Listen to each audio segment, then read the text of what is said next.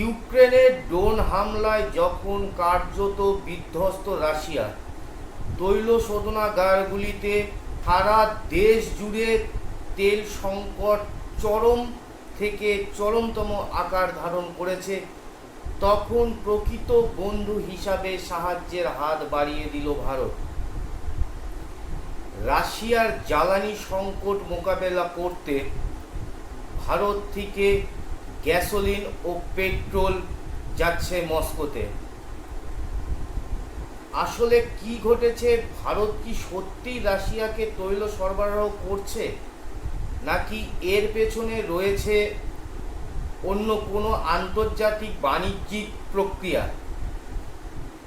বিস্তারিত আলোচনা করব আজকের এই ভিডিওতে।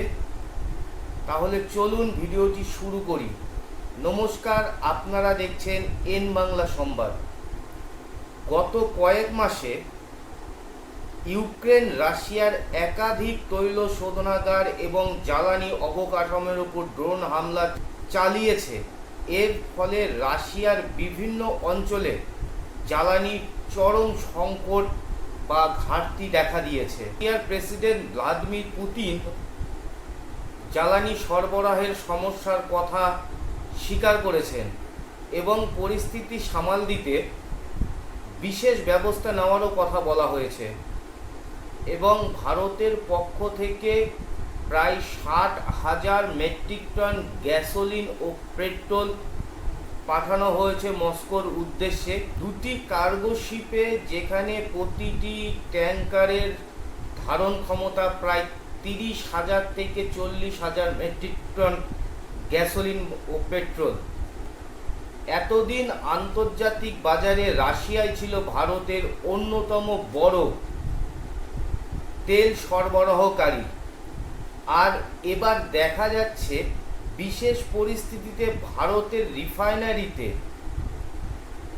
পরিশোধিত জ্বালানি আবার ফিরে যাচ্ছে রাশিয়াতে। এটিকে বিশ্বের জ্বালানি বাণিজ্যের একটি অন্যতম উদাহরণ বলে মনে করছে বিশেষজ্ঞ মহল। যেখানে আমেরিকা বরাবর চেয়েছে যাতে ভারত রাশিয়া থেকে কোনোভাবে ক্রুড অয়েল সংগ্রহ না করে। ডোনাল্ড ট্রাম্পের পক্ষ থেকে ভারতের ওপর কিন্তু 50% ট্যারিফ সুদ্ধা চাপানো হয়েছিল, যাতে ভারত রাশিয়া থেকে কোনোভাবে তেল সংগ্রহ না করে। আমেরিকার একটাই উদ্দেশ্য, যেন তেন প্রকারে রাশিয়াকে দমিয়ে রাখা এবং রাশিয়াকে আর্থিকভাবে পুঙ্গ করা।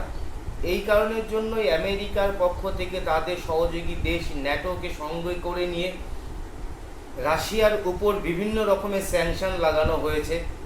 সঙ্গে ইউরোপীয় দেশগুলি রাশিয়া থেকে তাদের গ্যাস এবং কাঁচা তেল বা ক্রুড অয়েল কিন্তু সরবরাহ করা কার্যত বন্ধ করে দিয়েছে। এমন পরিস্থিতিতে রাশিয়া যখন তার তেলকে অন্যান্য দেশে এক্সপোর্ট করতে পারছে না আমেরিকার স্যাংশনের ফলে, তখন রাশিয়ার পক্ষ থেকে তাদের তেলের দামকে কমিয়ে দেওয়া হয়। এবং এই সুযোগের সদ্ব্যবহার করে ভারতের যে তৈল কোম্পানিগুলো রয়েছে, তারা রাশিয়ার কাছ থেকে এই কম দামে তেল কিনে রিফাইন করে দেশের যে তৈল চাহিদা, সেই তৈল চাহিদাকে পরিপূর্ণ করবার পরে বিদেশে তেল সরবরাহ করছে।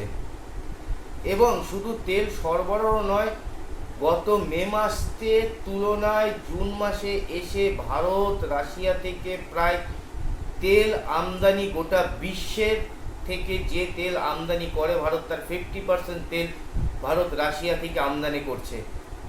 এর মাধ্যম দিয়ে ভারত আমেরিকাকে একটা পরিষ্কার বার্তা দিতে চলেছে যে তোমরা যতই ভারতের উপর প্রেশার সৃষ্টি করো যে ভারত রাশিয়া থেকে কোনোভাবে যাতে অপরিশোধিত তেল না কেনে, যাতে রাশিয়ার অর্থনীতিক আরও দুর্বল করা যায়, কিন্তু ভারতের পক্ষ থেকে পরিষ্কার আমেরিকাকে একটা বার্তা দেওয়া হয়েছে যে ভারতের কাছে নেশন ফার্স্ট, আমার দেশের জন্য যেটা মনে হবে আমরা সেটাই কিনবো। এবং সেই কারণের জন্যই বিশেষজ্ঞ মহল মনে করছে যে যতদিন পর্যন্ত রাশিয়া সস্তায় তেল দেবে, ততদিন পর্যন্ত কিন্তু ভারত রাশিয়ার কাছ থেকে সস্তায় তেল সংগ্রহ করবে।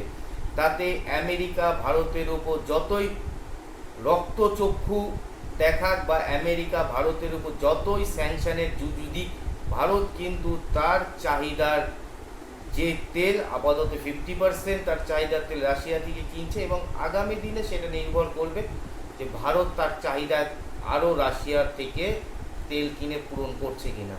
রাশিয়ার এই দুঃসময়ে ভারত যে প্রকৃত বন্ধু হিসাবে রাশিয়ার সঙ্গে দাঁড়িয়েছে, এই বিষয়টি নিয়ে আপনাদের কি মতামত অবশ্যই কমেন্ট বক্সে লিখে জানাবেন।